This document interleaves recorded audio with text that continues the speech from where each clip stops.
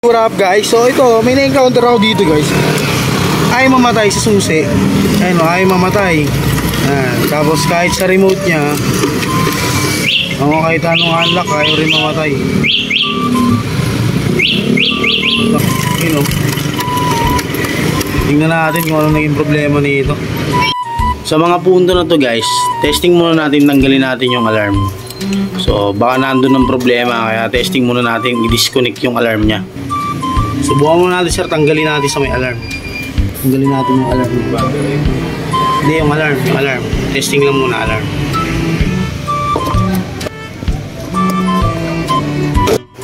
Ayan guys, ayan yung connection ng alarm niya. So disconnect muna natin. Testing muna natin kung gagana ba. O, kapag gumana, ibig sabihin nandyan yung problema sa may alarm niya.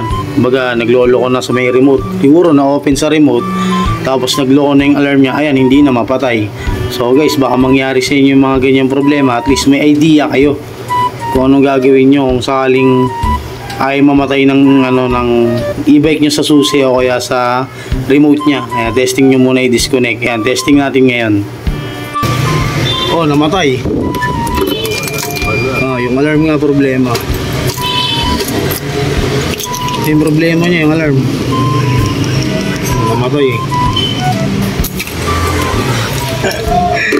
Okay na. Yung alarm ang problema, alarm. So yun lang guys, maraming salamat sa panonood. Peace out.